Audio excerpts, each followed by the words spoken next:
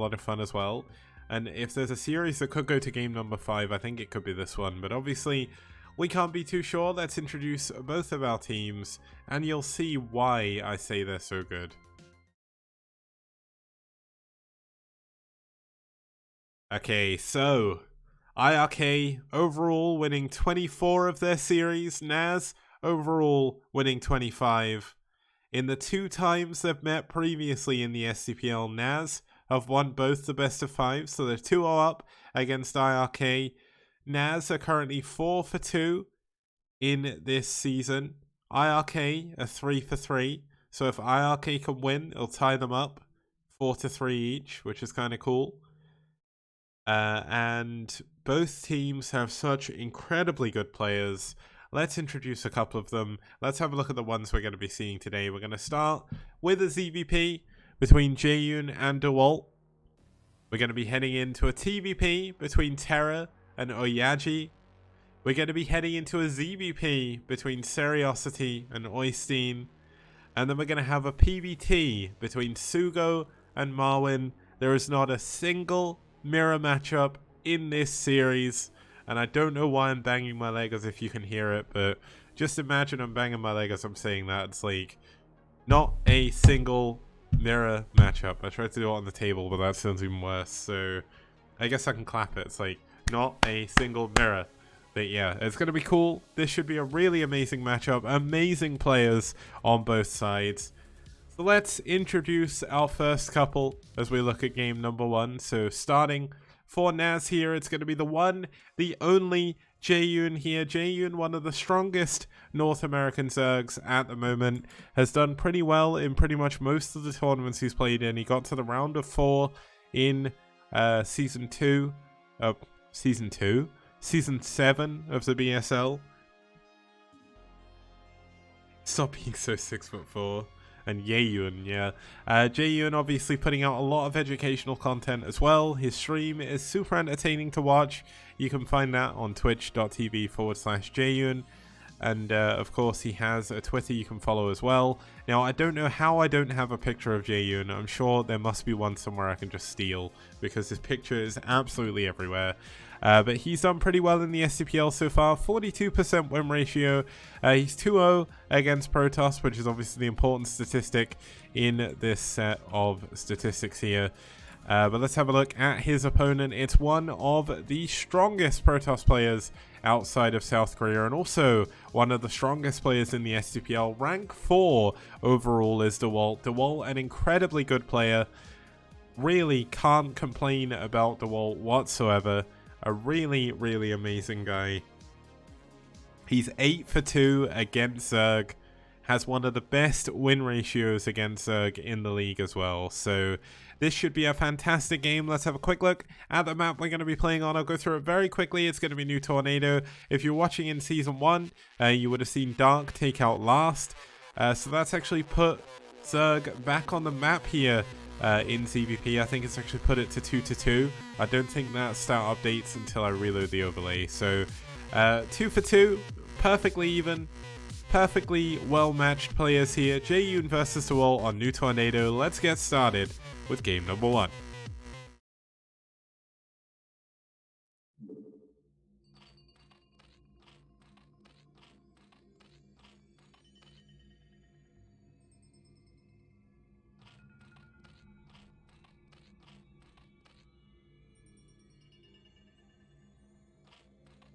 Okay, starting us off here in the top left-hand position, we have fighting for NaS from North America, or from the US of A. It's Jaeyoon.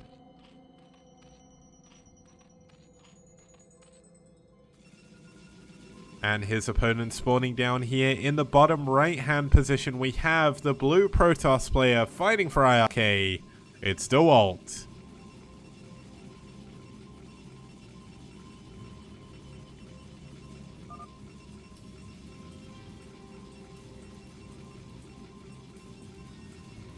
It looks like they had a little bit of lag to start with. Of course, this is a global team league. If you're tuning in for the first time, we have players from all over the globe. This is going to be US of A versus Russia. But DeWalt, definitely one of the strongest players outside of Korea, actually trained in Korea for a while as well. One of the only 2 foreign players to have done that in the last 10 years, so kind of cool. He played a really fun series against Kanata. That was a lot of fun to watch. I would give my right arm to get hold of those replays, but well, maybe not. That would be a little bit much.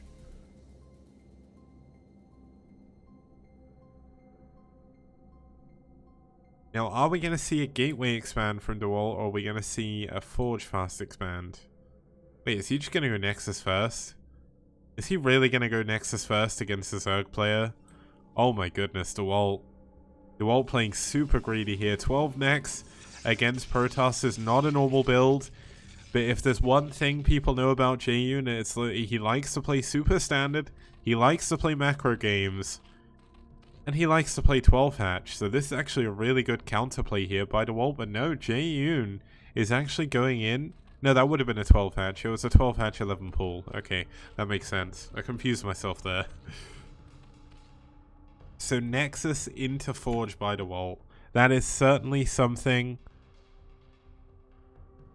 that is not very common in PvZ, just because it is so unbelievably weak to pretty much every single pool opening that it's difficult to play. But DeWalt's read Jaeyun like a book here. He didn't have to scout the hatchery. He's not even scouted his opponent yet, and he's only building 1 cannon. He knows he's safe. Look at this. DeWalt with the mind games. Well, is this mind games? I guess not. But 3rd hatchery coming in from Jaeyun. He's playing exactly like DeWalt figured, I guess. Jaeyun's just going mass hatchery early on. He's going to go for mass drones, kind of like Norgrim does. And he's going to go up to 5 hatcheries most likely. Into, well, 5 hatch Hydra, 6 hatch Hydra. You name it. Jaeyun's going to do it.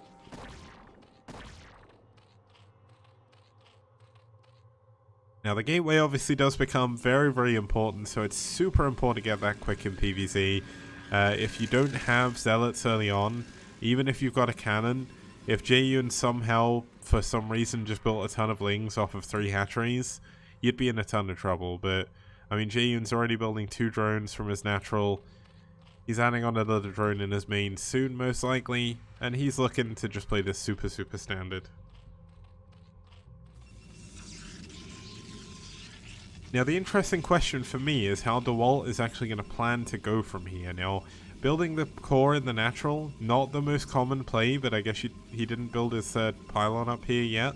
Wait, this will be a 2nd pylon, right? Yeah, it's the 2nd pylon. Where's this? I'm just being really stupid because the Nexus finished. I was like, how is he not supply blocked? He's only got 2 pylons. Yeah, the probe does survive for now. DeWalt known for his very, very good probe micro outside of Korea, so it's kind of cool to see that. 3rd hatchery coming in from Jaeyun. Now, even though DeWalt hasn't actually done that much damage, Jaeyun find himself behind because he is against the 12 Nex from the Protoss. So he's going to have to either mass drone to catch up in that regard, or he's going to have to try and do some kind of attack. Now, going for an attack is very risky, because obviously if it doesn't work, you just put yourself further behind. If you do try and macro up, you see what happened against Shad, against Perfume with Shad, where you have to build so many drones. You're spending all of your lava on economy and not attacking units. So that can be a problem. Now, are we actually going to see a Hydra Bust here from Jaeyun? That would be so uncharacteristic from him. But it looks like that's what he's going for. 3 drones at the main. Only 4 drones at the natural, and only, well, there's 11 drones in the main. That's actually a little bit oversaturated, but this is going to be a lot of Hydras coming out from him. Well, the lair is done, so this would certainly be a weird Hydra Bust if you went for lair and Hydra Bust. It doesn't really make too much sense. Obviously, if you try and Hydra Bust, it doesn't work, you go into a lair. That makes sense. But I don't really know what the point of this lair is at the moment, unless he's going to go for Lurkers immediately after this. Now, that would certainly be a weird build, but it might work against DeWalt, because DeWalt often does go up to Templar first, so his Robo is very, very heavily delayed, so he's got no... he'll have no detection for a very long time. Okay, so the Hydra's in position. They're going to attack the wall. Looks like a probe, unfortunately, going to get taken down. There's a DT here that would actually help him really well defend against this, but the DT can't actually get out of his base. Now, there's only one cannon. Wait, Jaeyun's going to dive on top of the cannon, but the DT is doing so much damage at the bottom. The Hydra, or the Overlord, goes down to the Corsair, and suddenly this DT is going to have free reign over the remainder of this army. Jaeyun did not do enough damage, although look at this. DeWalt is way overbuilding cannons right now. Okay, luckily enough, he does cancel one of them. But Jaeyun isn't following this up with Hydras. He's just building more drones. He's adding on an additional hatchery. He's going into a spy. No spy yet, so that's kind of strange. But he's going to go into an Evo chamber. He's going to play macro from behind this. With the DT even managing to shave off a drone.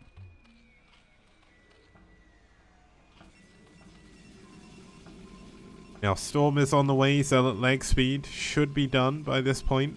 If he's forgotten it, that'd be very, very uncharacteristic of DeWalt. But +2 attack. I know that's +1. Wow, DeWalt actually delayed +1 for so long here. He wanted to get his tech out a little bit quicker, but I almost feel like delaying +1 this much is actually putting yourself in a bit of a weird spot. Now, there is a robo coming up. Likely just going to be for observers, but could also be for reavers eventually. Obviously, DeWalt does like his reavers. Not so much in PvZ compared to Bonneth, but it is definitely a possibility. Shuttle, of course, very, very important as well to go and storm drop. Now, we do have Corsairs still flying around on the middle of the map. No +1 attack has come in for those, so... And DeWalt's economy is pretty good, but he just doesn't seem to have the stuff that I'd kind of expect to see from a Protoss player right now. No +1. No +1 attack on air. He is going for double forge, though, so he is going to be able to go for 1-1. But it's just strange. It's such a weird build from DeWalt here.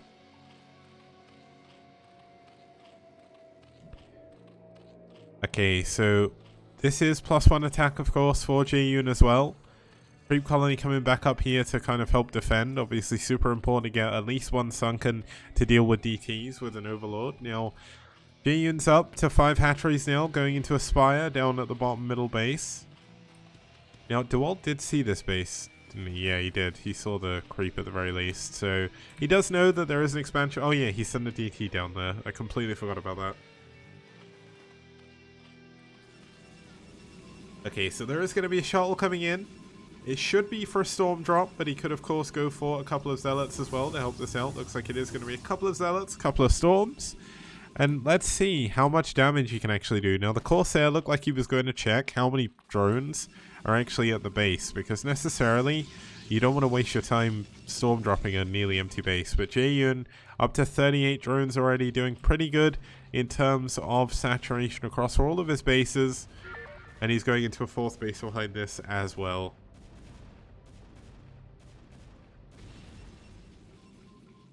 Now, the question from BVCCBB, he said, was the 7 cannons a mistake, or did he have no choice but to do that given the information he had?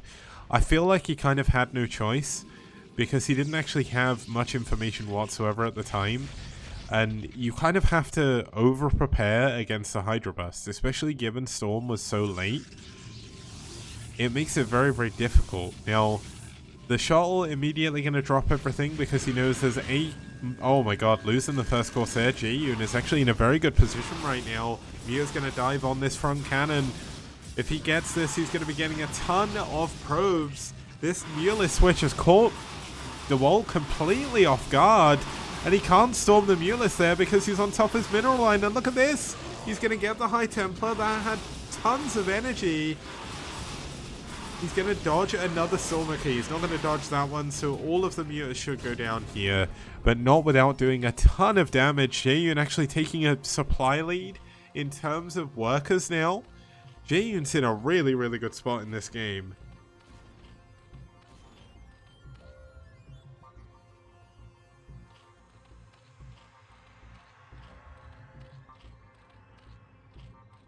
Okay, so no Queen's Nest has come up just yet for Jaeyun, so there's going to be no Hive for at least the immediate future.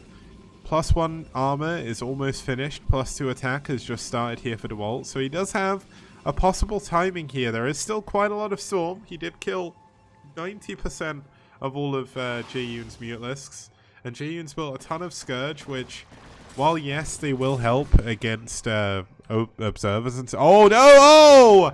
Gets the shuttle. Nicely done by Jaeyoon. I'm very, very unfortunate for DeWalt. Everything that could go wrong here for DeWalt is actually going wrong, which is very, very surprising.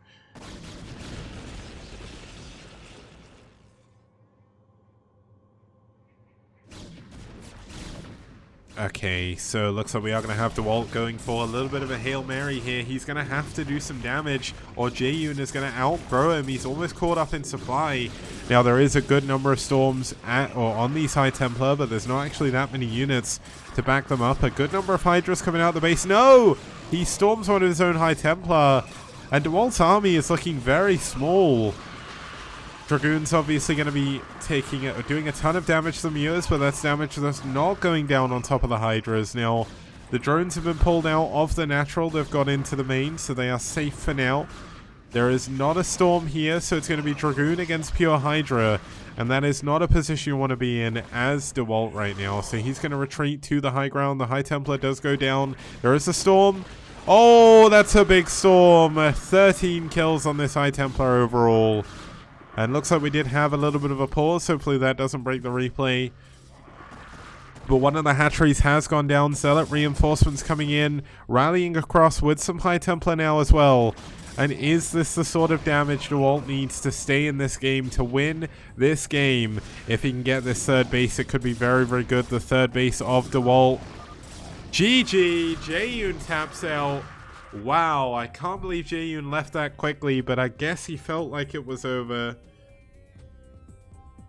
And amazingly played by DeWalt. Everything that could have gone wrong did go wrong, and then he did a big attack and it won. So that's it. That's DeWalt for you guys. That is why he has got such a ridiculously long win rate in the STPL and a ridiculously high win rate as well. So we're going to give that win to DeWalt, and we'll be heading into game number 2, which should be equally as exciting. It's going to be Terra versus Oya when we get back after this very short break. See you guys very soon.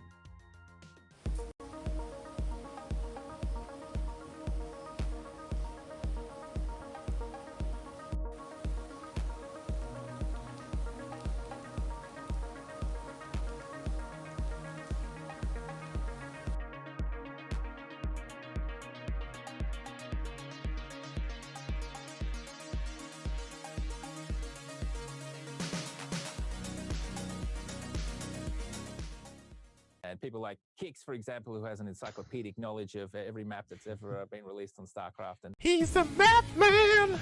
Skibidi-bidi-bidi-on-doo-doo-doo. Skibidi-on-doo-doo-doo. Skibidi-bidi-bidi-on-doo-doo-doo. He's the map man! Ba-da-ba-da-ba-dee-da-ba-ba-da-boop. Ba-ba-ba-da-boop. Bee-da-ba-ba-da-boop.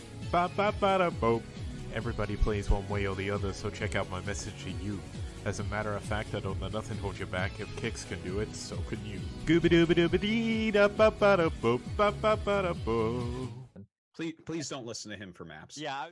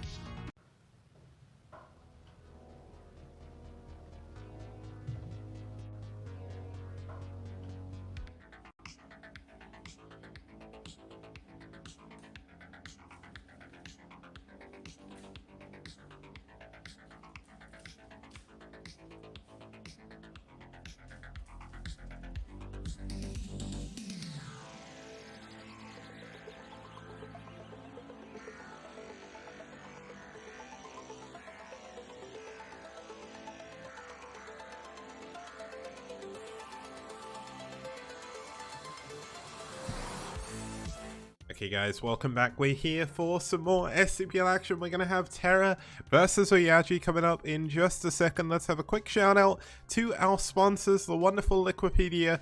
Liquipedia is an amazing resource. It started with Brood War, and we certainly don't want the Brood War part to die either. They're going to donate $500 towards the initial prize pool and do a bracket contest when we get to the playoffs with prizes as well.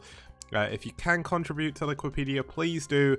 They need as many hands on deck as possible. There are so many tournaments going on right now in the Brood War scene, and if you want if you want to specifically help with the STPL one, there's a channel on Discord. I'm sure Sneaky Lava will probably spam the Discord link. You can join there. Just ask in the general channel that you want to help with Liquipedia, and I'll add you to the channel. We've got a few people already helping out. Big shout outs to them, making my life a lot easier to keep that updated, and it makes it a lot easier to follow. And also we have Matrino with giving us 250-cent codes. We've not used anywhere near enough of them yet, so please hit the Matrino link right here and add the code LSTPL to donate 50 cents to the prize pool, completely free. Now we've got through the pleasantries, let's actually introduce our next couple of players. Starting here for NaS is going to be the Peruvian player, the Peruvian powerhouse himself, second place at Corrupted Cup 2019. It is Terra, an amazing player from Peru. Lots and lots of fun watching his games. He's 8 for 5 over Protoss, and he plays a very, very aggressive style, and that's certainly my favorite type of PvZ. Sorry, TVP even. I've got PvZ on my head. I've seen so many PvZs. Finally getting some TVP action. His opponent gonna be for iRk from Sweden, or Sweden. It's gonna be Oyaji, and I hope there's a Swedish person in chat and they're gonna say I said Sweden properly, but I probably didn't. But oh yeah, 3-1 over Terran, 56% win ratio overall, and a really, really cool Protoss player to watch. We're going to be heading into map number 2. Thank you, G5, with the 8 people host, man. Or raid, I guess that is. But yeah, it's cool. You've tuned in for NaS versus... I think he said NaS versus Media, because I read your name. NaS versus iRk. We're going to be heading into Blitz X now. Terran, 8-3 over Protoss at the moment. So things aren't looking too good for Protoss here. But if there's one man that can bring it back, it can be Oya. Let's head into game number... What game is it? Number 2. In NaS versus iRk, it's Terra versus Oya.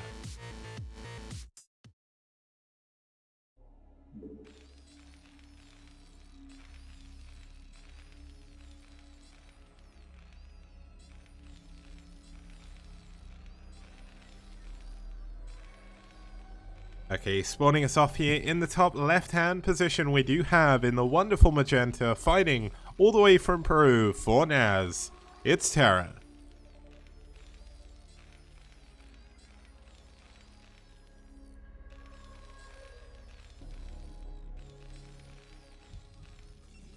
And his opponent spawning here in the top right in the teal, fighting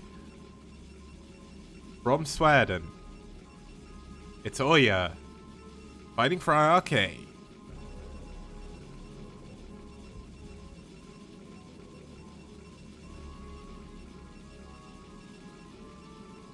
I probably said that wrong that time. I was overthinking it. I can't do all these accents, I'm really bad.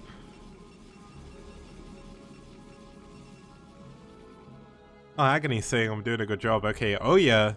Oya's playing aggressive. Now, one thing I neglected to mention, Oya plays incredibly abusive. Like, he plays so aggressive, but so does Terra. And I hate to generalize, but there is this stereotype that kind of grew throughout the IC Cup era that Peruvian Protoss players do nothing but cheese, right? That isn't necessarily true. There are a lot of very standard, straight-up Peruvian players, but then you have someone like La Abuela, who just completely cheeses all the time, and Terra has to play him a lot. So Terra knows how to beat this cheese. Now look at Terra, he's immediately getting his gas. He knows he doesn't want to get gas stole. And a Rax on 10 as well. So Terra doing a pretty good job here. This is almost the perfect blind counter to a proxy racks, a proxy gateway even. Now, Oya is not doing 2-gate here, but Terra immediately going to scout for proxy. Now, this is such a weird position to proxy, because if you don't know how this map works, you have a gap here that you can run through, but Dragoons can't get through there. So, yes, he's going to be able to push forward with his Zealots, but when he starts going into core, the attack's going to stop. But obviously, it is a lot safer, because all of a sudden you don't have a gateway in the middle of the map you can't reinforce with. So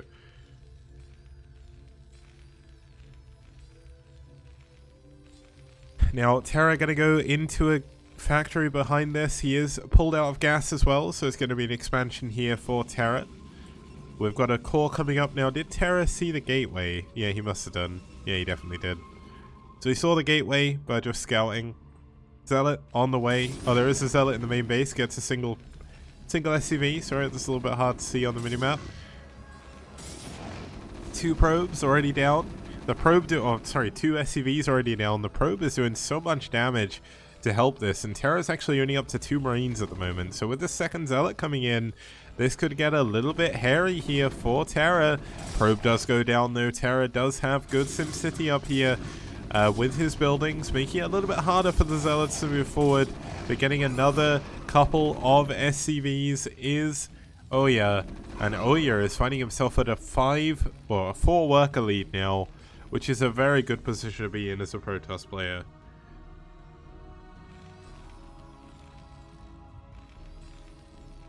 Now this final Zealot is likely not going to be able to do too much here. You can see he's going to pull that away immediately. Now with this core finishing, we're going to start to see the problem of having this gateway here, because for the Dragoon to do any damage, let's have a look at the path it's going to have to follow. I'm going to reveal the entire map for a second. So it's going to have to go back, go down again, go all the way across the map, and then go up through there. So not going to be the easiest day in the world for this Dragoon. I mean, pathing on Dragoons is already hard enough, let alone when you have to run them across the entire map. Oya getting ready for a possible drop later on. He knows that Terra likes his drop ships, and that's one of the reasons why I like Terra so much. But Oya's going to learn the harsh lesson here that his Dragoon will not fit. He is going to try, but it looks like he may just be blocking SCVs and whatnot. That's not too bad. The important thing is, Terra's not going to be able to push through there really either, because tanks can't fit through either, so...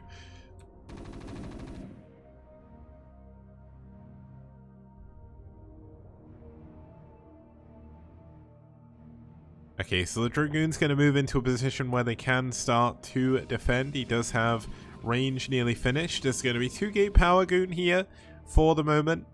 Now, the way you stop this kind of push from Terran is you have to catch them in the middle of the map, and you have to micro back. If Terra gets on top of the natural expansion of Oya before Oya can properly kill all the Marines, this could be a very quick win for Terra. But look at this. He's going to get onto the high ground. The Dragoons were not far enough forward. He does finally get one of those Marines down though. And it's going to all come down to this micro. Good moves by Oya so far. Playing this perfectly right now. Great target firing. And here we go. He's going to jump on the tank. Only one of the Dragoons gone down. But losing that early tank is massive. Losing the early Vulture is massive as well. And getting the Marine.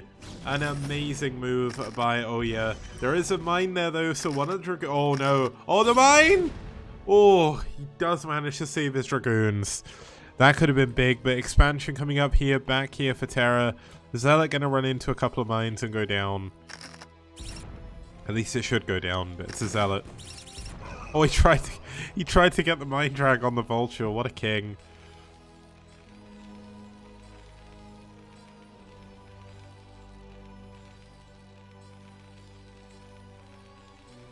Yeah, he went 2-gate as a reaction to the push he saw coming out, but Robo coming in. Nexus coming in. It's going to be double Nexus for Oya. So Oya going to expand to the middle of the map. A little bit harder to defend because obviously Terran can siege up here, mine out these minerals or these ones, which are a lot easier to go through and then push through the middle of the map. But it is a little bit easier to defend against Vultures because Vultures can't get in. So that's a bonus.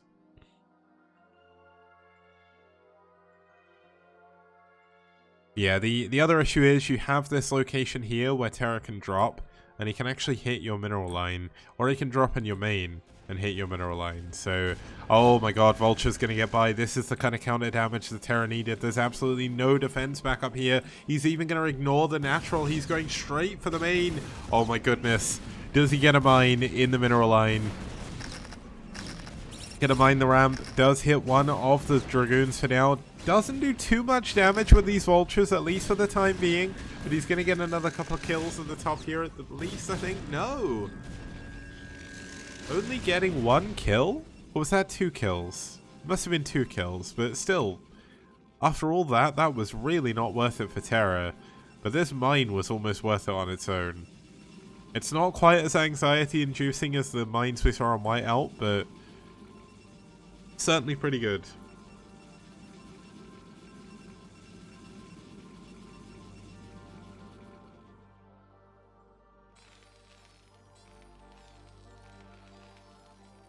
Okay, so 2 factories done here for Terra. He's going to go for a drop over here. It's kind of weird how he'd only drop 1 tank, but he doesn't actually have that many units. He lost a lot of his units when he was pushing across the map. There is a ton of mines everywhere, which makes things a little bit more difficult for Oya. But Oya's going to have to fight a drop in his main now, and a lot of the Dragoons are actually out in the middle of the map. They're going to fall back and see if they get it, or they can get into a position to defend. Now, let's see how the mines are. The Vultures with the mines going to be super, super important here. And, I mean, Terra should really just... Oh, the mine! Oh, the mine's doing so much damage to those Dragoons. The dropship going down, though. The tank going down, but not without taking a ton of damage on those Dragoons.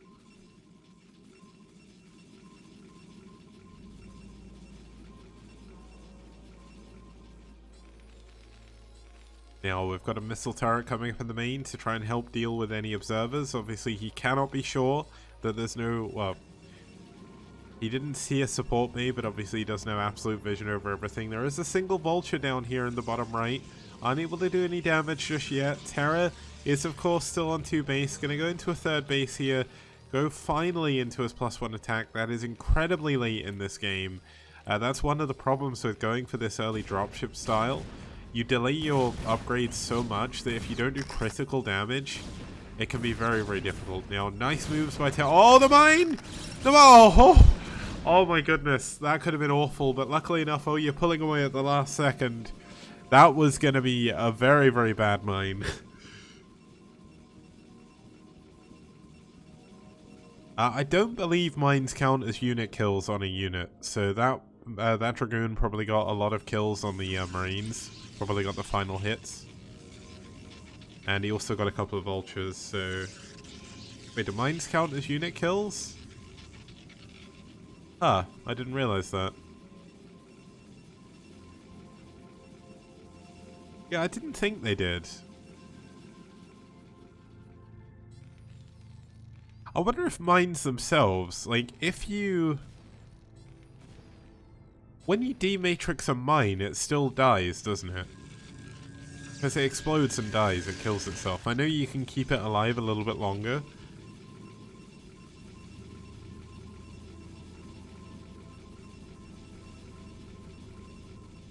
Oh, so mines do count as a kill. I've never really thought of it before, because it's not often, like, you really care. It's just when you see a Dragoon with 8 kills, it's kind of a bit crazy. +1 attack about halfway done. No second armor yet, no science facility. He's going to need to start that soon if he wants to go into +2 immediately. But the trouble is, Terra is in a relatively good position. Oya, of course, does have his 3rd base. He's taken very little damage from Terra.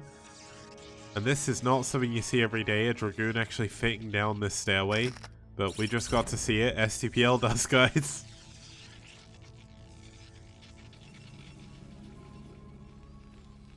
Now, Terra is essentially in a position where he's so heavily defended now, it's going to be hard for Oya to do any damage to him. Now, what is the tech choice going to be? Oya going up to 4, 6, 7, 8 gateways. Stargate tech coming in down here, and a fleet beacon. Now, this is such an odd place to build this fleet beacon, but realistically, Terra is never going to scan that. So he is not going to know carriers are on the way until the very last second. And that's difficult. Now Terra's going to be the one to try and mine out the middle here. This is obviously going to give him the ability to attack through it, but he doesn't have that many units, at least in terms of tanks. His upgrades are very far behind from where they really should be, but that is due to the difference in style. Terra going up to his famous... I was going to say 6 factories, but I can't count because there's 7 there, going up to 8, and should be going up to 9 as well. So he's just going to go for the normal number of factories on 3 base.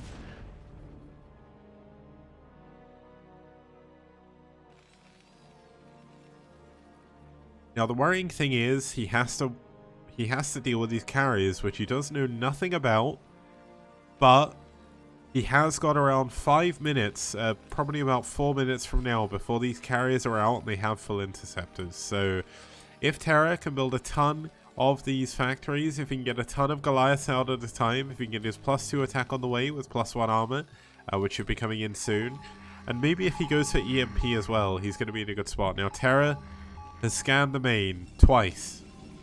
He sees a Stargate. He sees a Citadel. Does he just assume that it's... Oh, nice move killing those 2 Dragoons. But this is the moment Oyi has probably been waiting for. He's going to head straight through the middle of the map here. Terra has opened the floodgates, and the teal Protoss is going to flood through it. Nope, he's thinking better of it. He's not going to attack through that. That would be a crazy man's game. He's not insane, guys.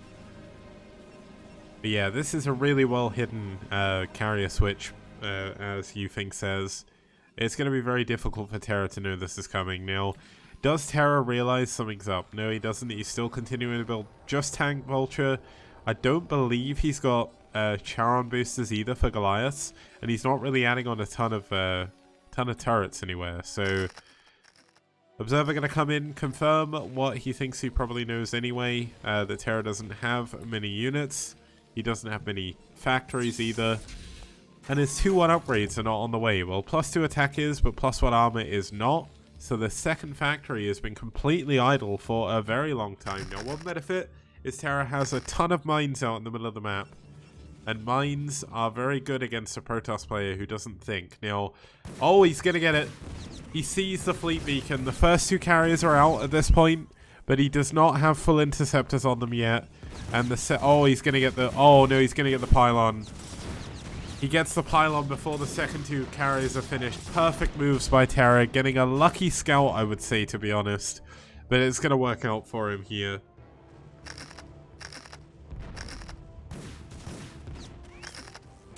T21 pointing out that I said a Protoss player who doesn't think. I mean, more so a Protoss player that doesn't think about where they're sending their units and they just blindly A-move everywhere without an observer. It happens. It definitely does. I've seen pro Protosses do it as well, so... I mean, there's so much stuff going on in the game, you can't really blame them, because it's so hard to fight against late-game Terran. But I mean, look at Oya. He's just pushing through the map, losing all of his zealots to the mines. Oh, okay, a lot of the vultures actually going to go down in the middle of the map. Oya's units very, very dangerously close to these mines. Oh, the mine! Ooh. Oh, he loses units to mines up there. Oh my god, this poor Dragoon. Now these carriers doing a pretty good job. There is 3 of them now, so it does mean the 3rd Stargate has come in. The Vulture coming in as well on the pylon again. See if we can get it. Unfortunately unable to do it, but let's check the health of the carriers. Goliath's getting on top of them. 1 of the carriers goes down. 2 of the carriers go down. And a 3rd carrier very, very low on shields. Of course, all the mines! Oh my goodness, that mine went the wrong way. Now, Oya may be jumping the gun here. I don't understand why he's throwing everything into Terra right now. This is not a time to attack. This is nowhere near a time to attack right now. Terra has all of his units over here. He's pushing through the middle with half of them because that's all he needs to. The carrier's under fire again. The one at the bottom going down to a single Goliath there. And it looks like Terra may have done what he needs to do in this game. He's got a position on the 3rd base. He's got a position above the natural now. He's cut the carrier count constantly, and Terra showing why he made it to the finals of the Corrupted Cup 2019, why he's in the top 10 of the STPL. GG, Ouya taps out, and Terra wins game number 2.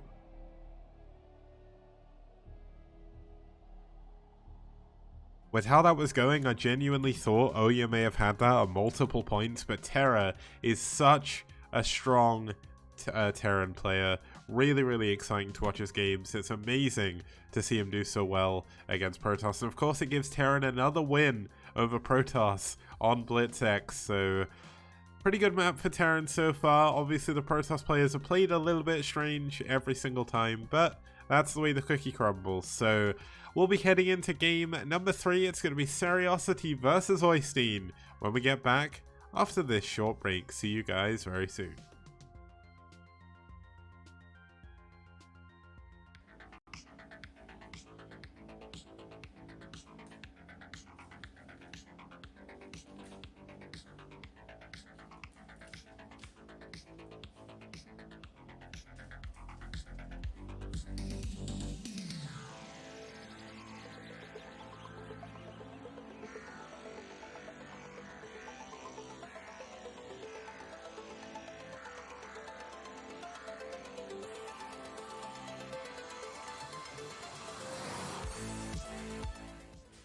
Neo Arkanoid also makes its appearance in STPL Season 2, a map from 2006.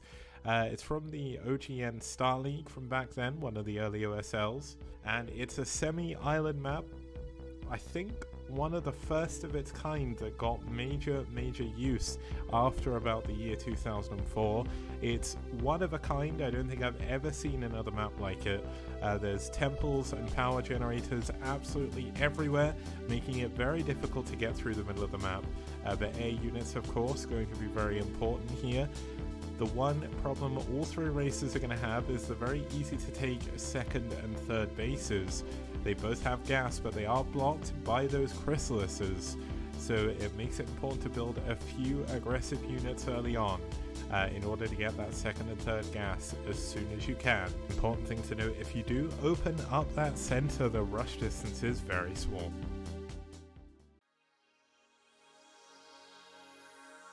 Okay guys, we're back here for game number 3. It's NaS versus iRk. The series is tied up 1-1. We're going to be heading into map number 3, which is going to be multiverse. So let's have a quick look at that first. Now, it is going to be a PvZ, as you saw in the up next screen just now.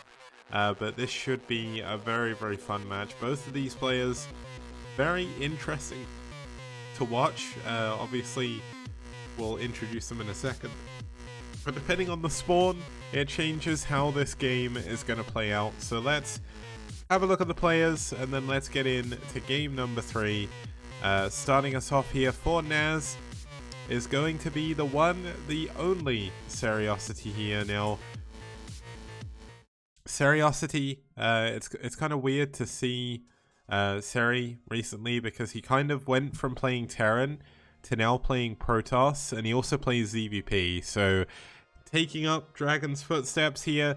He's got a 60% win rate overall in the STPL. He's played against 2 Protoss players.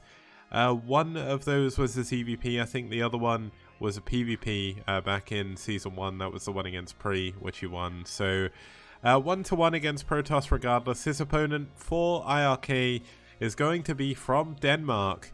It's Oystein. Or Oystein. Oh my god, I can't remember how to say his name. I'm just going to call him Oyster. Oyster sounds cooler. Okay, 100% win rate ratio for him. The only game he's played, he beat Medinho. And he's asking in his quote what Discord is. So, not too much to say there. Let's get into game number 3. It's not Medinho. It's Seriosity versus Oystein. Oh, Norway, sorry. It's not Denmark. My bad. Oh, whoops. Yeah, I'm sure my problems here. Okay, let's get into the game.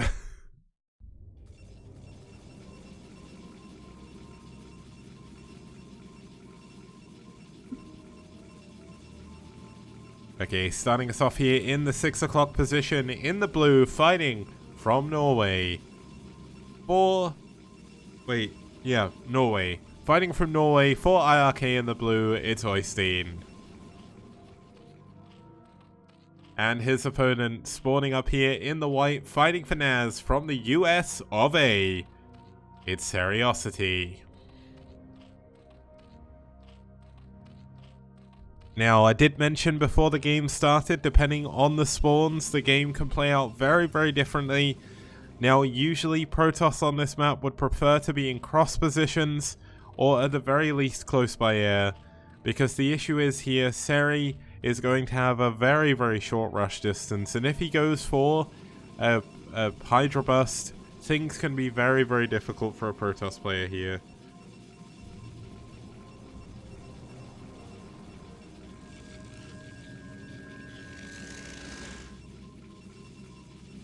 Now, Seri...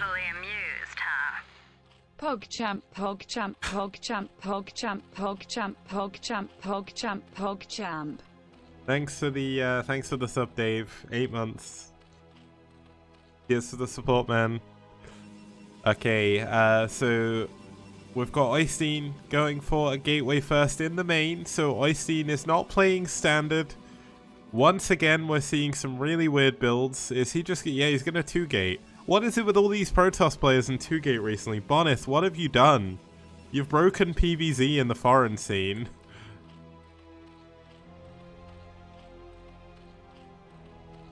Bonith, man, you've broken it. You blew it up. We don't see macro PvZ in the foreign scene anymore. It's just 2-gate every game. Man.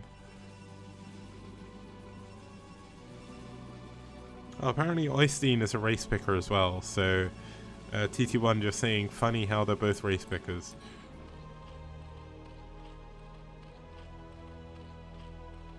Now this was a... I think this was a 9 hatch, because there's only a single...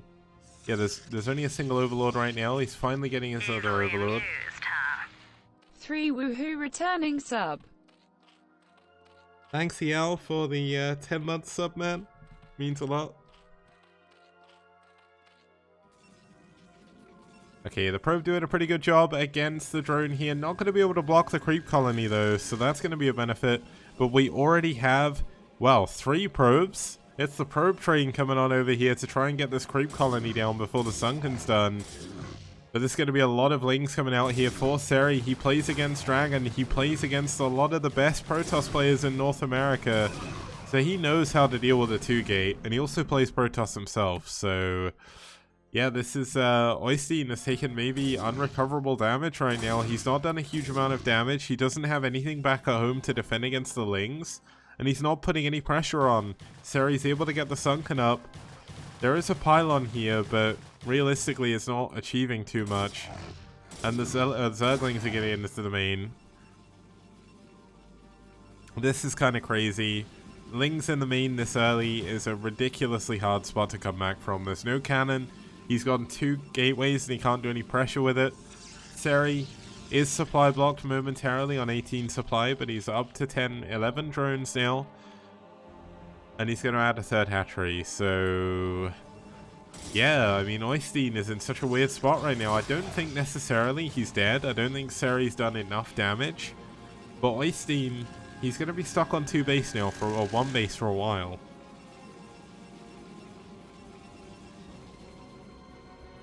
Now this Zealot gonna run in, see what's up, gonna see a ton of lings, see the Sunken, and see the 3rd hatchery and pull back. And the lings of Seri are still alive in the main of Oystein here.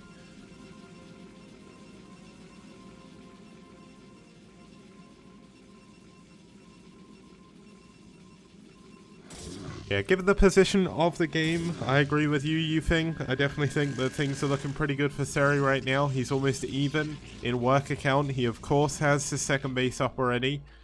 He didn't lose too many lings without killing a few zealots, so that's good as well. And he's still got his lings up in the main, so realistically, Oystein can't go into any major tech. He is going to go into, I think this is a robo down here. No, it's a pylon, so...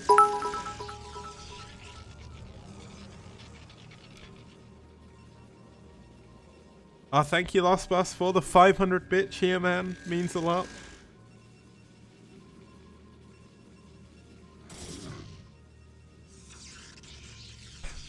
And TT1 saying, we know that the Protoss is dead because Seriosity is in chat. I must admit that is kind of funny, but it's not always true. You have players like Abby that sometimes, or most of the time, does watches games regardless who wins or loses. But yeah, this is Seriosity's North American. We all know the North American players, they don't often like watching themselves lose very much, because there's no way you lose in America. Now we finally have a robo coming in, which, I mean, it's very late. He pyloned twice. I did notice that when I was observing, didn't really say too much, but of course that did delay his robo even more. We've got Seri going into a...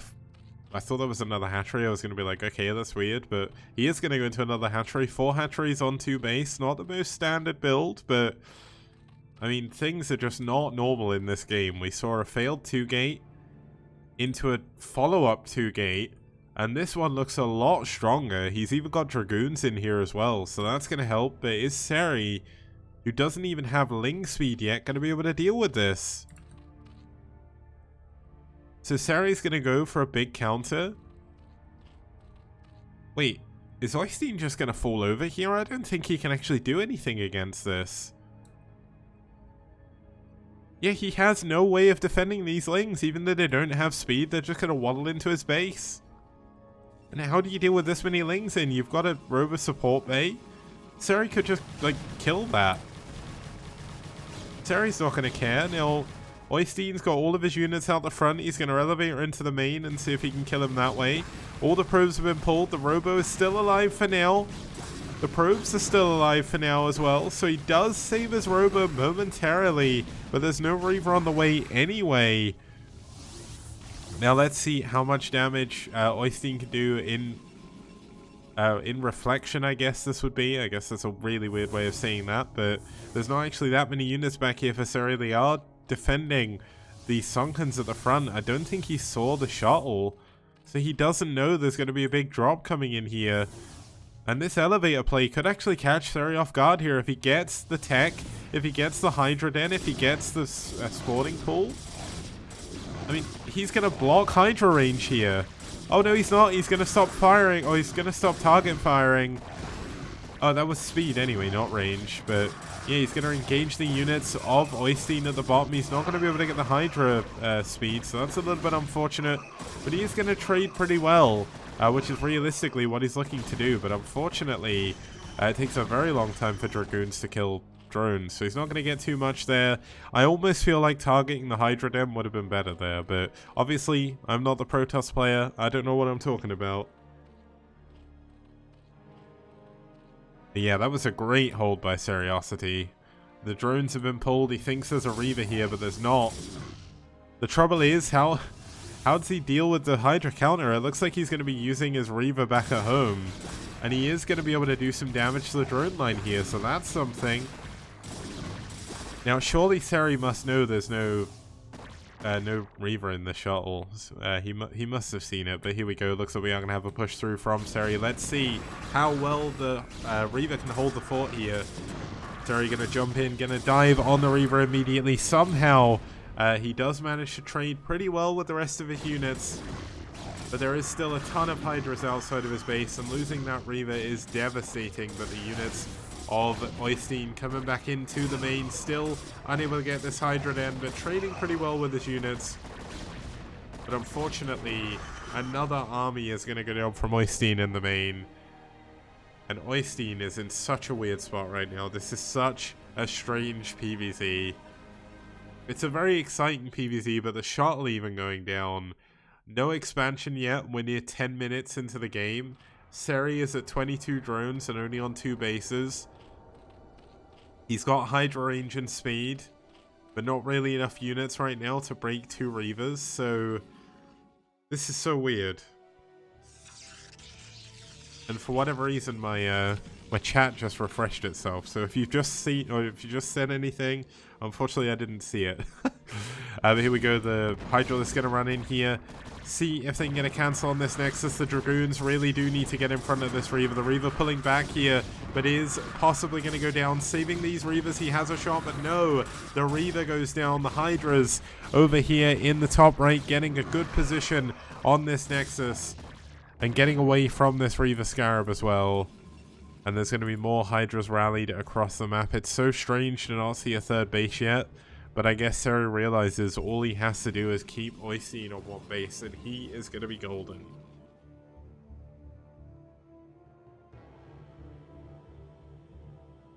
To Onage, I didn't die off screen. I did catch it just about. I saw it go down. I called it out as well, but there we go. The Hydra's going to go down. Well, the Hydras are going to get cleaned up. This is pretty good for Oystein. But unfortunately, this is a long line of Hydras. They're going to be rallied across the map right now. The cannon at the front is going to come up and die immediately. The Reaver is not in a position to defend. And Seri is going to keep the pressure up for as long as he can. A little bit of a misfire there by the Dragoons on the pylon, but not the biggest deal.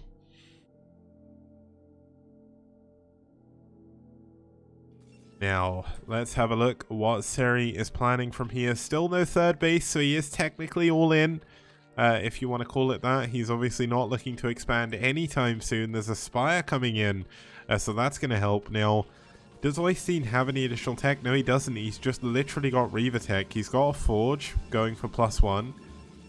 But he is in such... like, he's essentially in the Protoss Stone Ages right now, where usually you'd have the Protoss in the Iron Age. Like, that's how far back Oystein is right now.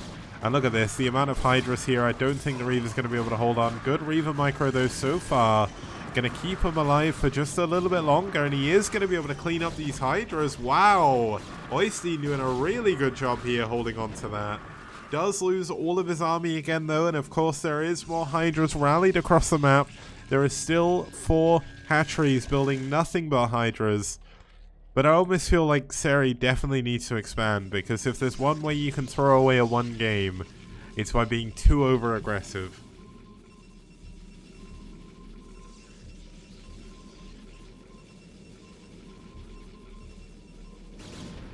Now let's see what this Reaver can do. He's got 2 Reavers now, 16 kills on the Reaver, but the shuttle goes down. The Reaver goes down again.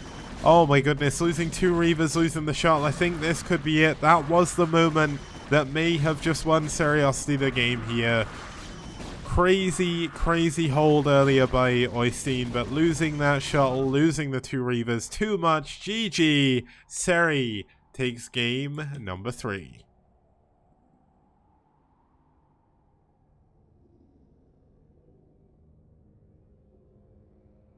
Now that was a ridiculous PvZ, one of the weirdest games I have seen go to 13 minutes. Seri winning with overwhelming Hydra numbers at the end, but if that shuttle had stayed alive, I think Oystein definitely had a choice to come back, or chance to come back in that game. Now, well, I'm going to head to a very quick break, and I'll be back in just a few minutes with game number 4. Don't go anywhere. Outstanding. Rock and roll.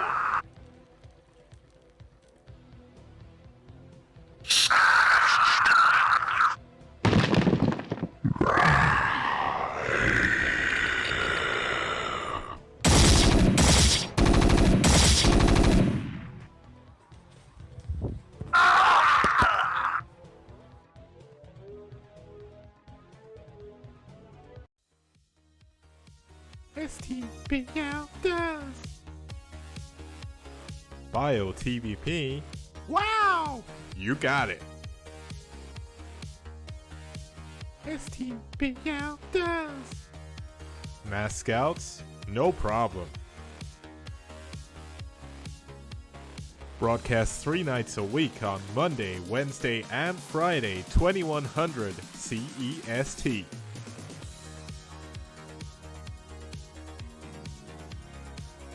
Fantastic casting, fantastic production, fantastic prizes. Only here on the STPL.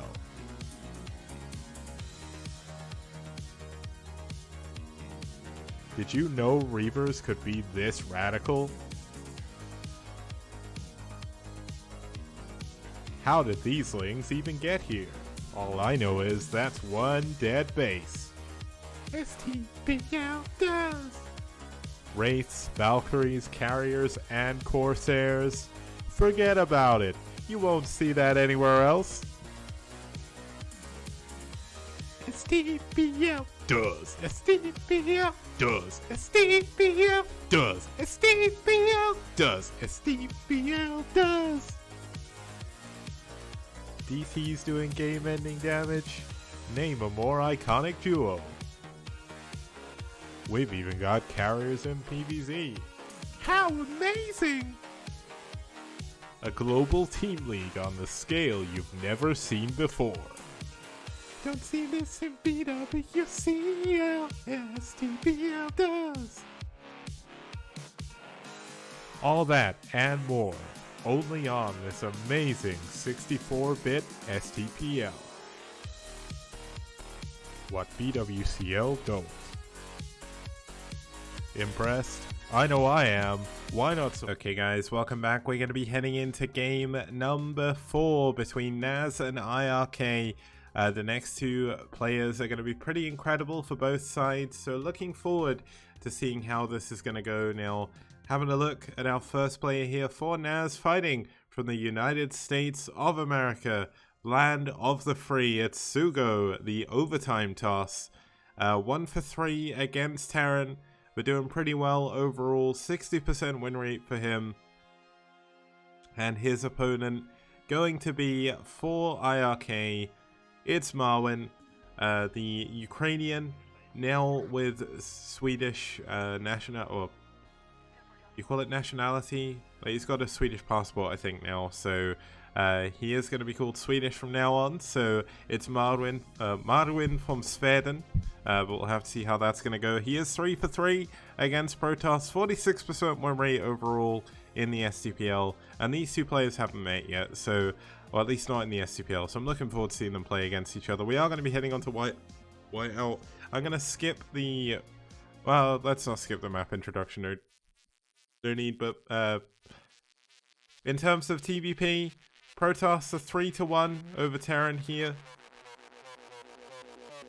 Looks like we had, I believe a couple of those must have been walkovers, right? Ah, no, it's because there's been 5 games. This doesn't update until everything's reloaded. So regardless, the main map features for this is, if you look over in the middle of the map, there's 3 forests. They do vision blocks, so your unit range goes down to 1 unless it's an air unit. And that can make things play out very, very strangely as we get into game number 4. It's Sugo versus Marwin.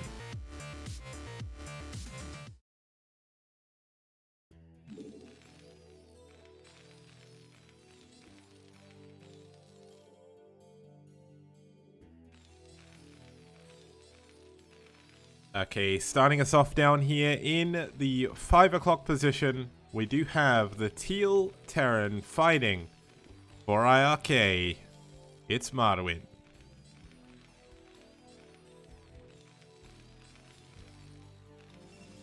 And his opponent spawning over here in the top left-hand position, we do have the blue Protoss fighting for NaS. It's Sugo. Now, of course, Sugo is on match point here. If NaS can win this game, they will take their win over iRk, and that will put them into, I believe, 3rd place, maybe 4th, but they'll be very, very close. If Marwin can win this game, we'll be heading into game number 5. And it'll be the first ace match, I think, this entire week, which is kind of crazy. We've had weeks where we've had tons of ace matches, and then you've got this week where we've had none. So hopefully we'll get one here. This has been a fantastic series so far, and I'm looking forward to another game between these players, if we get one.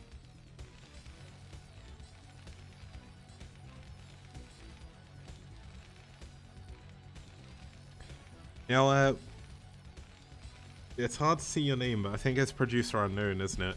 Producer Unknown, I'm glad you like the stats. If there are any additional stats you think you'd like to see, hit me up on Discord or PM me in Twitch, and then just let me know what you want to see and I'll try and add them, because I'm always trying to find more stats to add, more stuff to figure out to improve the production of the STPL. So any help would be appreciated. If you've got something you want to see, let me know and I'll do it, or at least I'll try to do it.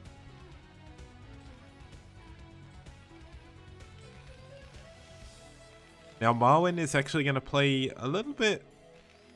It's not greedy, but it's not the most common build you see from foreign Terrans. He's going to go 1 Rax double here, so he's going to expand without any gas. Now, it's not the hardest build to do, but a lot of Protoss players in the foreign scene play super aggro, and when you play against someone who's playing super aggro, it can be quite difficult to go for it, because you need very good micro, you need very good macro to be able to make sure you macro well off of it to actually gain the advantage.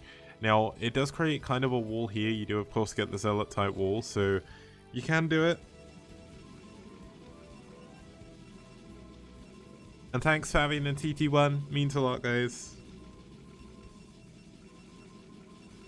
Having the Ioken co-cast would be fun. I do love casting with Rapid, though, and also casting with Ioken would be pretty impossible on the current timetable. Now, you never know. If I can reach the Patreon goal, maybe take a day off my actual job and then I can cast at like a crazy hour on Friday or something. Maybe I can get Ioken in. That'd be kind of cool. But I believe Ioken has a pretty well-paying job, so he can't really cast during the middle of the day in the US. And to be honest, I'm surprised that Sugo had time to play this game, because as we all know, Sugo is the overtime toss. He works harder and more hours than anybody else in the STPL. Sorry, that's an old joke. Sugo's amazing. I love watching Sugo play, so no shade being given. Just a bit of a funny joke. Now, well, I don't know if it's funny, but yeah. Command Center coming up here. Core obviously on the way. Are we going to see Reaver from Sugo? Are we going to see DT? Are we going to see straight to Arbiter Tech off of 2 base? Sugo has so many options here, and we can't guess what any of them are right now. Now, Sugo hasn't played that many TVP or PVTs recently, so I'm honestly not sure how he's going to play this out. Marwin, he hasn't played too many TVPs either. Like, the latest games I remember from Marwin are like all TVT, or TVZ. So I'm looking forward to seeing how both these players do against each other. I'd say statistically they're both quite evenly matched. So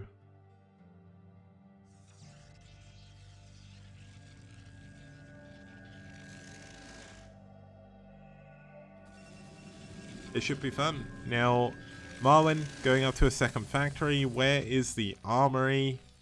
There's no armory just yet, but I suppose he can't necessarily afford it just yet. He needs those he needs the second factory out immediately. And I thought that was the armory, but it's a depot. But obviously, when you go for 1 Rax fast expand, you don't actually have that many units. You have like Marines and a bunker, and you need tanks. You essentially need siege mode as well, which is going for. And that means you can't necessarily be too aggressive. You can go for mine expand off the back of a 1 Rax fast expand, but it's very, very difficult. Now, Robo is on the way here for Sugo, so this could, I mean, it is 3 gate, so it's more than likely just going to be for observers, but it wouldn't surprise me whatsoever to see Reaver play behind this. That seems to be kind of like the North American style of Protoss. Like, obviously South American, they go for Templar tech very quickly a lot of the time. But usually kind of Reavers into carriers is what I'd expect from a lot of the North American Protosses.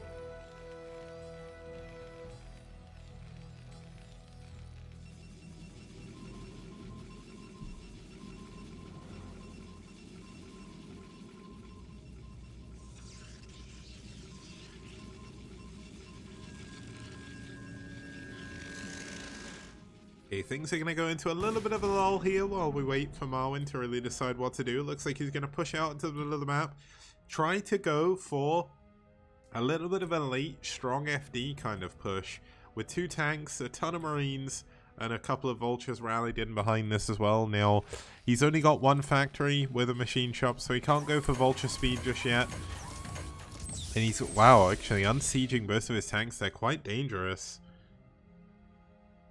In terms of the marine count, it's 8, which is a good number. Dragoon's not really going to be able to engage this very effectively. Marwyn playing quite aggressively, though. Sieging all of his tanks and unsieging at the same time can be very dangerous. But it looks like he's getting ready to do a big timing here. Now, can he make it work? The Marines are going down very quickly. The mines are getting laid out in front, though. Getting a ton of the Dragoons. And Marwyn's actually in a pretty decent spot now. Marwyn actually laying some mines behind himself because he's not entirely sure where all of the Protoss units are. He's going to be building a turret here. That'll help him defend against this first observer. Obviously, that is just out of range, I believe, so he shouldn't be able to kill it. But this is pretty good.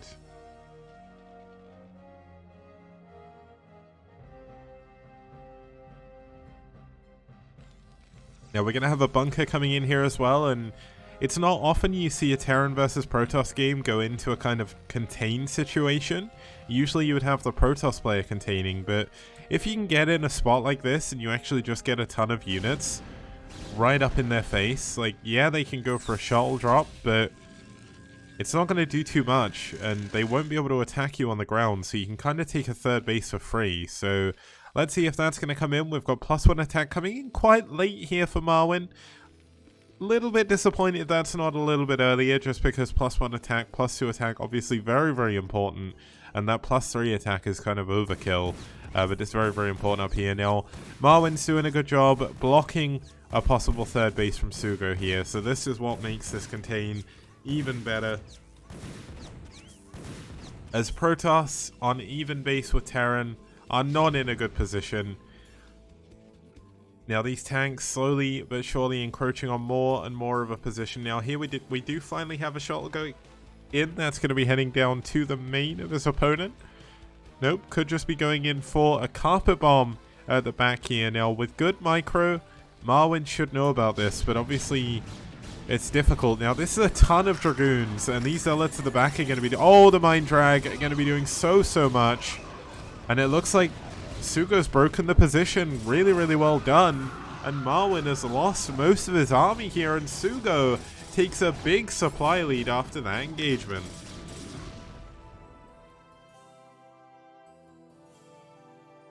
Yeah, this is that was certainly not the best position of Marwyn. Sugo, of course, doesn't really have any tech behind this. He does have an observatory, but that's about it. He does finally have the Citadel coming in. Another gateway coming in as well. Is there going to be a Templar Archives? Is there going to be an Arbiter Tribunal? Not just yet. He is going to be relying entirely on gateway units for the time being. But obviously it is quite important to go for that Templar tech. Go for that Arbiter. You can skip Arbiter tech. Obviously one of the most famous Protoss of all time, Kingdom. He kind of had this really famous style. Obviously he was a very old school player, where he essentially just went Mass Gate, Templar Gateway. And it was really powerful, but it's so hard and it's so volatile to play that style because you don't have the option of going for recall. You don't have the ability to stasis. You're relying entirely on micro. You have to micro your army completely perfectly. You need the perfect storms. You need the perfect zealot run-ins. And if you lose engagements, you're likely going to lose the game. You have to trade very well. Now, we do have Templar Archives coming in here. Let's see if we're going to see Sugo take a third base. Well, he's taking the third base in the middle, but is he going to be able to keep it up? Sugo going for some mine clears in the forest. A landowner saying he thought it was Tau Cross for a good 2 minutes. It does kind of look like Tau Cross in a way, but if you know the mini-maps or you like got crazy map knowledge like me, you can definitely tell it's not Tau Cross.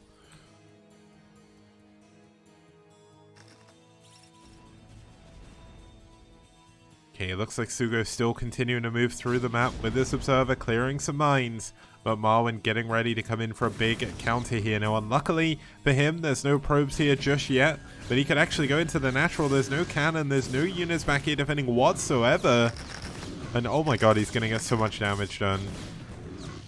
He just needs to target the probes. Why is he not targeting the probes? The probes getting a kill. Look at that. Looks like he wanted to try and push in. But Marwin, with great tank positioning, using these turrets, using the gas as a wall, manages to hold on. And Sugo is falling a little bit too far behind here now. Looks like there could have been a big mine drag, but unfortunately we didn't get it. But Sugo going to clear up these vultures, but at what cost? He's taken so much damage. He's down 19 workers now. And he doesn't really officially have a third base yet. And Marwin up to 3 gas. He's up to 1 attack. His +2 attack should be on the way. Yep, 2-1 on the way. He's up to 5 factories now. Against 1, 2, 3, 4, 5, 6 gateways. Well, the 6th one just coming in. And he's only now just getting his Arbiter attack. Things are definitely looking better by the second for Marwin. And that means if Marwin can close this out with a victory, we're going to be heading into a game number 5 in this series. And that, I think, is what most people would want.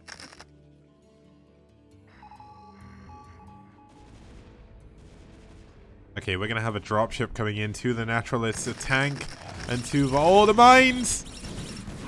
Oh my goodness, so much damage coming down here, and this is just the beginning. There's going to be a big tank drop at the natural. All of the probes are likely transferring back onto a patch over here. Oh my god, they're on the gas if he target fires. No, he doesn't. Mine drag on the tank, takes it down. But I mean, Sugo is just so far behind right now. He's being absolutely pulled apart by Marwin right now. He's got no decent economy. He's been forced into building cannons. He's only on 6 gateways, and he can't really afford to build off of all of them. And Marwin is sat perfectly still back at home. He doesn't have to do anything. He's got his dropship. He's just running vultures all over the place, and his tank count is going higher and higher. And it looks like this could be the moment Marwin's waiting for. He knows he's killed a ton of units. He knows he's killed a ton of probes. And he is going to push before Sugo can be ready to defend it. And Marwin has played a cracker of a game here. GG, Sugo taps out after seeing the army, and Marwin takes game number 4 to take us into the ace match after iRk make it 2-2. That was a really, really cool TVP by Marwin. Unfortunately, Sugo getting a little bit caught off guard by the amount of damage he was taking. Marwin with great aggressive Terran versus Protoss. And that's going to take us into game number 5. It's going to be... I'm not going to tell you what it is. Well, I'm going to tell you what races they are. It's going to be a PvZ. So let's get ready to go into this in just a sec. We'll go into a quick break. And then as soon as we're back, we'll be here with game number 5 in today's STPL.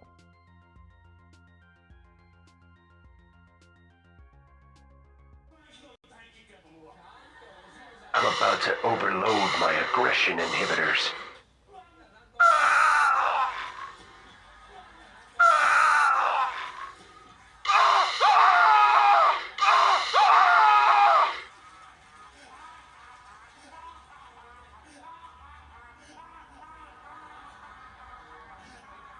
Tsugi tsugi to hirogaru personal computer ディスクシステムの世界。ブリザードエンターテインメントから新しい冒険を試すことができる RTS ゲームの発売が決定されました。最初は人類から取り寄せしたテラン。バイオニックやメカニックやいろんなユニットでプロトスとサーゴをぶつぶされます。でも気をつけて同士討ちも可能です。抜群技術力があるプロトス。もし友達がいない場合、プロトスがおすすめます。あなた方の透明人間が卑怯ですが、ぜひ使ってください。そして怪物のザーグ。君の実力はナンバーズ。敵を圧倒してください。ユタリスクコントロールもガンガン使って勝ってください。応援してくださいね。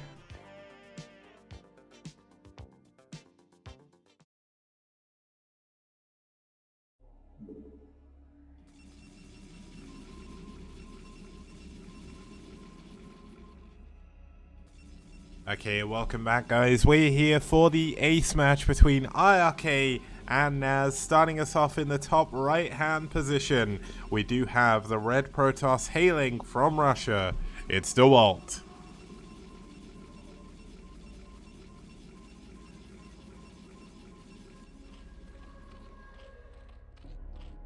And his opponent spawning down here in the bottom left-hand position, fighting from the United States of America, Miami, Florida. It's Seriosity fighting for NaS.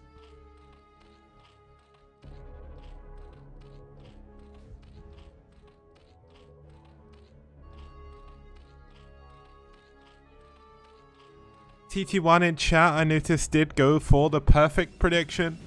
It is going to be a PvZ between DeWalt and Seri. Now it is Neo-Arkanoid, so early game aggression is not normally what you would see here, but we've seen from players such as Essen that it is very, very possible to do that. Now, 9 pool coming in here from Seri, and TT1, I believe you completely. I think it is going to be all in here from Seri. Seri's seen Essen's games. He knows how quickly you can break through the middle of the map with just pure Ling, and we'll have that really confirmed if we see a second hatchery right by these temples in the middle. Now, if you've never seen this map before, where have you been? It's been played so many times in the STPL so far, but essentially there is mineral bases absolutely everywhere. And DeWalt could actually get caught off guard if this Ling all-in works. Now, I mean, there's been 33 games played on Neo-Arkanoid across the STPL, and there's only been 5 ZVPs, so it's kind of crazy to think that that is the case, but there's nothing stopping DeWalt being the aggressor here. Now, Easily amused, huh? STPL number 1 happy fun time.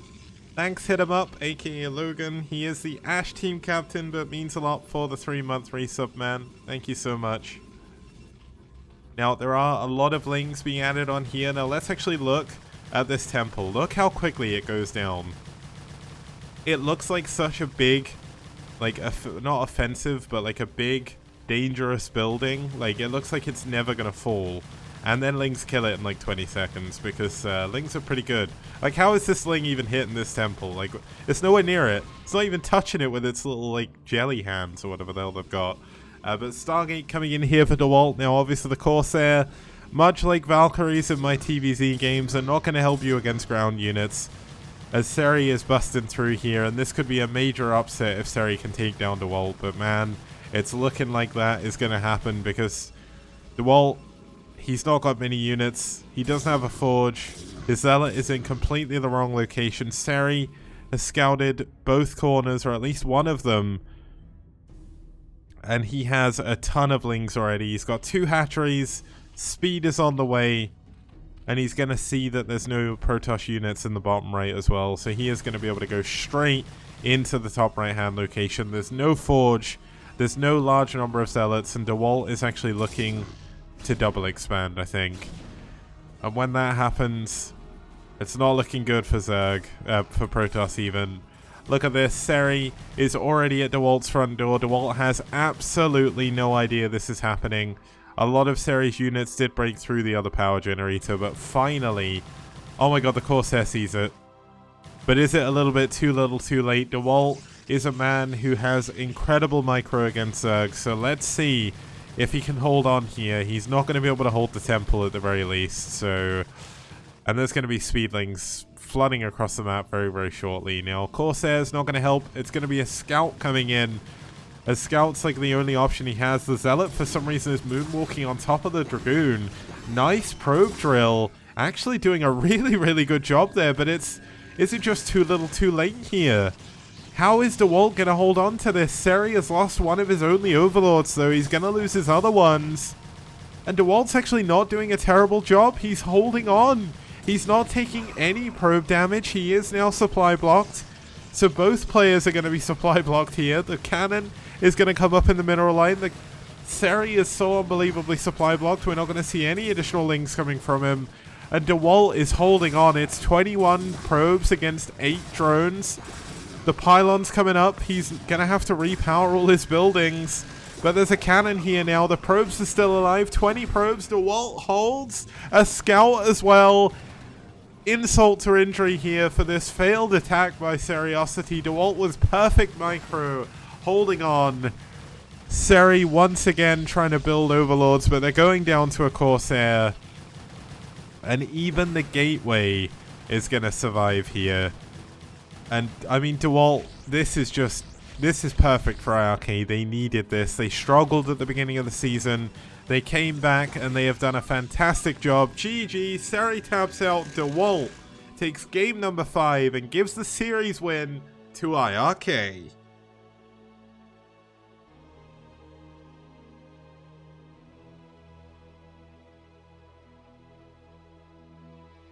Now, I do agree that that was probably one of the most insane holds we've had in the STPL. Genuinely, DeWalt had nothing. Like, he had a Zealot and a Dragoon. And however many probes he had no Forge. He had no real units to speak of. He had a Corsair, which didn't really help. But in the end, it did, because he killed all the Overlords. So, that's how you do it. DeWalt has shown all of you Protoss players on ladder how you deal with Neo Arkanoid and getting broken through. Obviously, you're probably never going to see this map on ladder, but if you want to play it for fun, you now know what to do. Obviously, you can know what to do and still not be able to do it. That is the story of my life when it comes to a lot of the stuff in Brood War, but that's just the way the cookie crumbles. So let's have a look at the results screen. I've just added all of the games to the database as well, and we'll wrap up today. It's been a pretty cool cast. We've had a lot of fun, but let's see the final score. DeWalt winning game 1 over Jaeyoon. Terra winning game number 2 over Oya. Seri winning game number 3 over Oystein. Marwin winning game number 4 over Sugo. And DeWalt rounding us out here with the reverse. Well, it's not the reverse sweep, I guess, but the double win for DeWalt over Seriosity.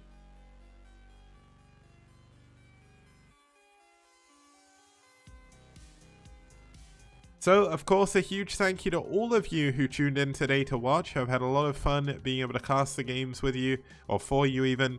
I'm going to quickly reload the overlay so we get the up-to-date scoreboard, which is kind of important in what's going on. We are at the end of week 7. We have passed the halfway mark. Let's actually have a look at how the team rankings look after that series, and then we'll round everything up. So, just having a look here, we have Soul at the top still with 7-0. Valhalla team keeping their second place with 6-1. White Clan holding on to third just about with 5-2. NaS getting I think they hold on to fourth with 4-3. iRk moving up a load of spaces into fifth to tie themselves up with NaS, but they're just below in game difference. We've got Red holding 6th. Bull falling down to 7th, EF holding 8th, Bull falling down to 6th, EF holding 7th, Clan Rev moving up to 8th, Nice moving up to 9th, Ash in 10th, Net Wars moving up to 11th, DM moving up to 12th, and Psystorm moving up to 13th. Now, I swear there's some weird thing going on there. Oh, it's because we've got 2 teams at 6th. That would make sense. So it's like, how have we got 13 when there's 14 teams? But just a reminder, guys, we have 6 weeks remaining in the STPL Season 2 before the playoffs. So all is still to play for. The top 8 teams do make it out into the bracket stage. So we still have a lot of hope for the teams at the bottom. But obviously they're running out of time fast if they want to make their way through. DM and Psy certainly going to have the hardest path to get there, but Ash, Net Wars, Nice, still in a very good spot to be able to make it. Once again, a huge shout out to our sponsors, Liquipedia, for being such an amazing resource, and also for donating $500 towards the initial prize pool. Yeah, Inventidia, essentially, it's not fully accurate. Like the arrows at least aren't fully accurate because it takes into account what just happened, but it doesn't take into account everything. It only takes into account the last days worth. So the people that moved down before. But the ranking is definitely accurate. There's no doubt about that. I coded that myself, made sure it was all working. But yeah, huge shout out to Liquipedia, of course. A huge shout out to Matcherino for being such an amazing resource for organizing tournaments. If you hit that Matcherino link in the chat below, you can add 50 cents to the prize pool completely free. You can sign in with pretty much anything. They won't send you any marketing emails or anything like that. And you can use the code LSTPL to add 50 cents to the prize pool. And of course, a huge thank you to our patrons. Just a special shout out. 1 second, I'm just going to load up the page just so I get the names right. A huge shout out to our $25 patrons and above. The 2 of them have their highlight reel now. I just need to do one more. But let's actually have a look at who they are, just so I get the names right. We have Dez. We have... yeah, sorry, I don't know what it is with me and names. We have Logan, Dez, and William. Huge shout out to you guys. I'm going to head it over to the patron thing, and then I'll find someone to raid. Huge thank you once again for tuning into the STPL. Have a good morning, afternoon, or night, wherever you are. And I'll see you guys on Monday for some more STPL action.